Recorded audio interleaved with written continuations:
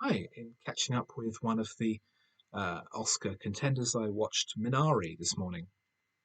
It's the story of a Korean family in the United States in the early 1980s who moved to the southern states to start their own farm and cultivate Korean fruit and vegetables in order to establish a piece of the American dream for themselves.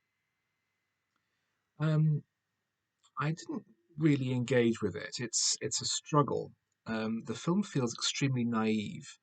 There's a belief in the American dream that I think that a lot of people have grown out of now. The idea that anyone can make it in America is ridiculous fantasy, um, but the film seems to believe in that wholeheartedly.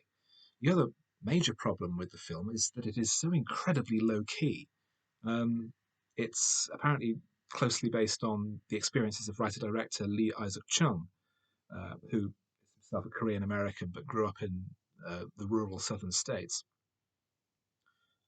So we see the story of the relationship between the parents, the struggles and the conflict where he wants to try and make it on their own, where she wants to move back to California and pay off their debts and just go back to the um, well paid but inert world of chicken taxing, which is a job before, which is lucrative but not terribly stimulating.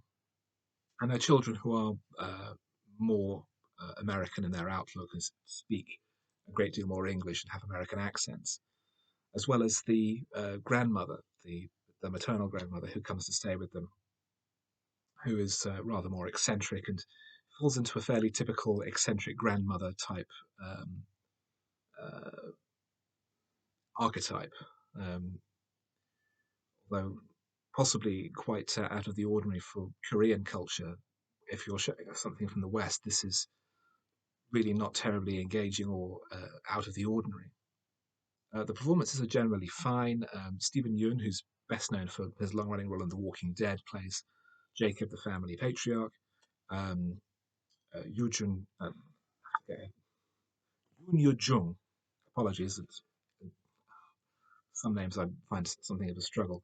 Um, I thought was good as the grandmother, although the tremendous praise she's been given, I think, indicates that the character is possibly somewhat overrated.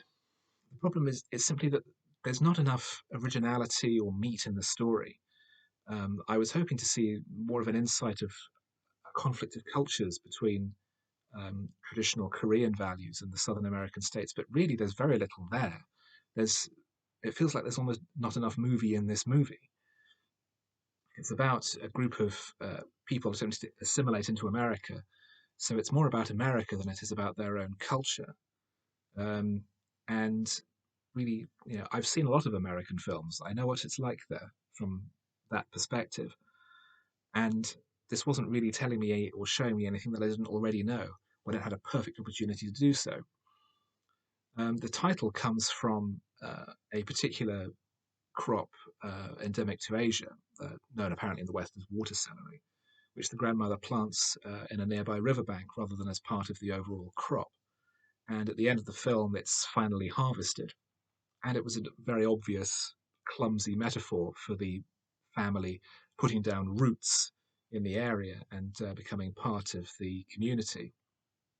And it really is symbolic of the film as a whole. It's has the superficial aspect of something fresh and different and original, but really it's desperately conventional and really quite boring and uninteresting.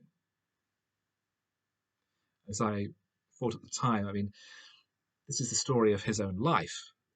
So clearly, everyone's life is important, and this story holds great importance for him as well. It should. But just because every life is important, it doesn't mean that every autobiography is worth reading.